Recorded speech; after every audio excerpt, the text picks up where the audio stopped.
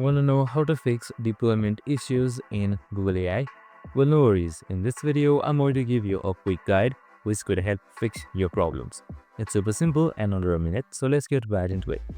Now, just simply open up console.cloud.google.com and make sure you're logged in with the Google AI account that you had logged in with.